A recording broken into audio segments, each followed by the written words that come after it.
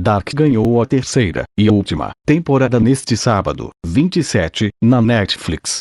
Concluiu-se, então, a trama demorada e complicada, cheia de reviravoltas, viagens no tempo e realidades paralelas. Entre diversos personagens e momentos diferentes para cada um deles, Dark conseguiu amarrar todas as temporadas e criar uma trama extremamente complexa. Mesmo assim, é quase inevitável, para algo dessa magnitude, acabar sem algum furo na trama. Separei 10 perguntas sobre Dark que não foram respondidas na terceira temporada, e ficarão, para sempre, sem resposta. Quem é pai de Regina? Cláudia, a chefona da indústria de energia nuclear, é mãe de Regina, uma menina excluída e solitária. Na série, vemos o romance de Cláudia com Tronte, pai de Ulrich, com quem cresceu. Mas, na terceira temporada, descobrimos que Tronte sempre soube que Regina não era filha dele. Quem era o pai, então? Essa resposta fica extremamente subentendida na série. É Bernd Doppler, o fundador da usina nuclear e pai de Elge. A única menção à paternidade é quando Cláudia, ainda criança, vai à casa dele e ele a elogia, enfatizando como ela está se tornando uma linda mulher. Esta é a única pergunta da lista, porém, que tem resposta comprovada. Embora a série não mostre nada que realmente indique que Bernd e Cláudia se relacionaram, em comunicados à imprensa a Netflix Internacional deixou claro que Bernd é, sim, o pai da Regina, e isso também explica como Cláudia herdou a usina nuclear.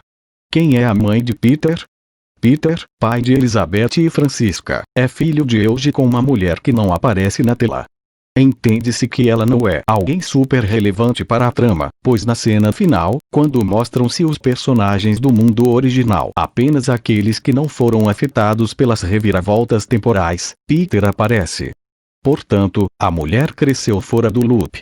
Mas, é importante perguntar: quando, e em que momento, Elge teve um filho?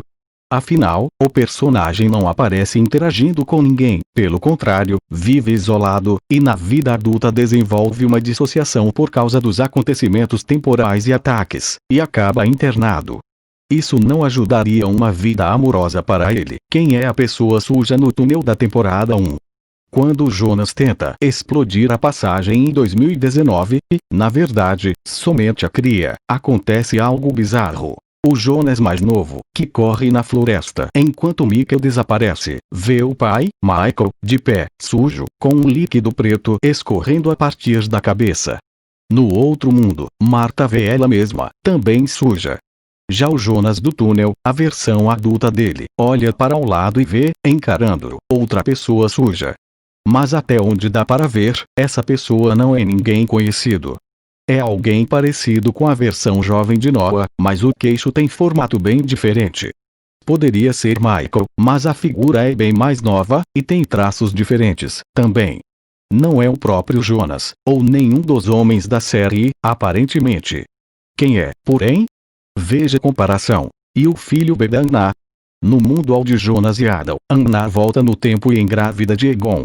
Nasce Silja. Jonas a conhece em 2051, ela tem uma cicatriz no rosto, e a menina conhece o irmão nos anos 1900, quando Anna a leva para o passado. Silja cresce, casa com Bartosz, e vira mãe de Anu e Agnes. Mas no mundo B de Eva, Anna também está grávida, aqui, de Ulrich. Na árvore genealógica de Eva, Anna também é mãe de Silja. Porém, durante o Apocalipse, mostra ela com sangramento, parece um aborto.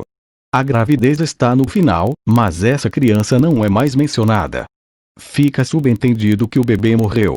Mas Anna precisaria ter esse bebê para o mundo fazer sentido, pois a árvore genealógica da família segue: Silja, Agnes, Tronte, Ulrich.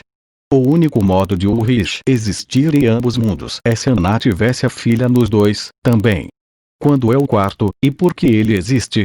Um dos grandes mistérios é o quarto em que Noah e Elge constroem uma máquina do tempo, e matam vários garotos. Em nenhum momento fica claro quando esse quarto acontece. Sabemos que não é nos anos 1950 nem nos 2010, pois ele aparece como máquina do tempo. Mas não significa que ele é, de fato, nos anos 1980, pois não aparece nessa época, tampouco. Provavelmente, também, a máquina não era nem fixa. Sabemos que ela não funcionava bem, e estava em fase de testes, mas como eles conseguiam pegar crianças de várias épocas? Afinal, lá morreram Eric e Azim, 2019, Mads, 1986, e Euge foi testado, 1953. Como pulavam no tempo, assim, e por que seriam necessárias uma pessoa e uma moeda para fazer funcionar? Mas a maior questão é por que ele existe. Uma das explicações é que Noah construiu para procurar a filha, Elizabeth, entre os tempos. Então, tenta construir uma máquina do tempo para saber quando ela está. Testa várias vezes, e dá certo com Euge. Então, ele pode começar a usá-la para passear por aí, pois ele e Ado estariam brigados. A verdadeira questão é, Noah precisaria mesmo de uma máquina do tempo. Ele tinha a máquina de Adam consigo, a da maleta, e conseguia viajar como quisesse para buscar as folhas do caderno, até a entrega para Bartos, que apresenta para os amigos, e depois Catarina rouba para viajar ao passado e procurar Mikkel. Da onde veio a partícula de Deus, ou matéria escura? Nos dois mundos, existem 3 pontos importantes para a criação da viagem no tempo.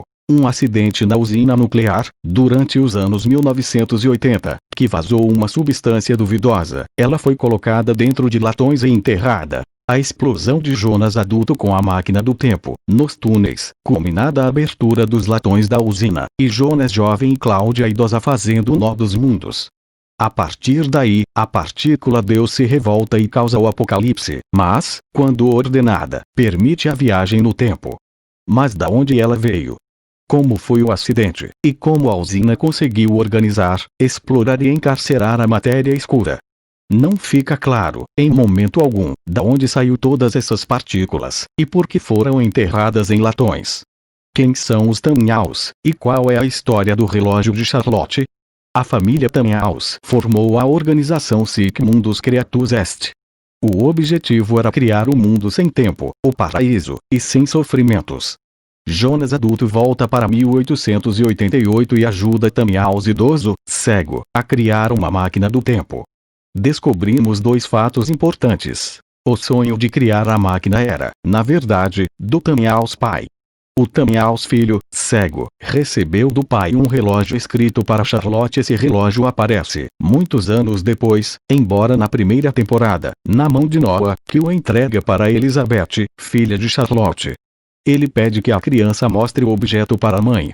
Mas a trajetória é extremamente confusa. Da onde veio o relógio, e como poderia ser para Charlotte tanto tempo antes, e depois? Explicaremos na ordem cronológica o que deduzimos sobre relógio. Surge, em 1888, com Tannhaus pai. Passa para Tannhaus filho, o cego. Quando ele é assassinado, o relógio vai para as mãos de Sem Nome, filho de Jonas e Marta. Ele o entrega para Noah jovem. O padre, então, dá o objeto para Elizabeth criança, para entregá-lo para a mãe, Charlotte adulta, em 2019. Charlotte adulta reconhece o objeto pois, quando era adolescente, soube que foi entregue ao avô postiço, H.G. Tannhaus, por 2 mulheres estranhas. Em 2019, esse relógio segue com Elizabeth criança, que poucos anos depois o entrega a Charlotte neném, a própria filha. A bebê, porém, também é a mãe da menina, sequestrada por ela mesma e levada ao passado para crescer segura. Mas há um fato não explicado: como esse relógio surgiu em 1888, e qual a relação dele com os Tannhaus. Ele sai da mão de H.G. Tannhaus, depois da Charlotte adolescente o ver, e volta para a própria família um século antes. A pergunta nunca é respondida. Não se sabe quem é Charlotte original, nem quem é a mãe de Tannhaus, a criança cega. Qual foi a relação do Sem Nome com Agnes? Agnes, mãe de Tronte e avó de Ulrich, aparece em Vinden com o filho. Conta para Doris, com quem se hospeda, que o ex-marido era um homem da igreja, mas se perdeu e é mau. Descobrimos, depois, que esse homem é Sem Nome, filho de Jonas e Marta. Porém, algo que ignoramos é como os dois se conheceram, qual foi a relação entre ambos e como tiveram um filho, nem quando isso acontece, tampouco. Dado o jeitão estranho do Sem Nome, um pouco de contexto seria muito bem-vindo. O que aconteceu com Agnes, e com Tronte? Noah dedica a vida para encontrar a filha. Para isso, busca, para Adam, as últimas páginas de um diário, para saber como a história de todos termina, e tenta construir uma máquina do tempo. Porém, é traído, e acaba assassinado pelas mãos de Agnes, irmã dele, que voltou para o passado só para isso. Mas para onde vai Agnes? Ela desaparece do mapa, e, inclusive, abandona o filho, Tronte, em 1953. Como esse menino cresce, e onde vive até se tornar adulto? Talvez seja com Cláudia e Doris, mãe dela, mas não tem como ter certeza. O que aconteceu com o olho de Voller? Ok, essa virou quase uma piada. Mas vale citar, pois nunca saberemos a resposta. O policial Voller não tem um olho.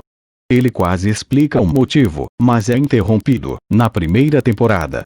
No mundo alternativo, ele também não tem um braço.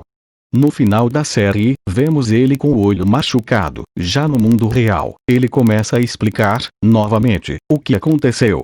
Porém, de novo, é interrompido, e ficaremos para sempre imaginando o motivo.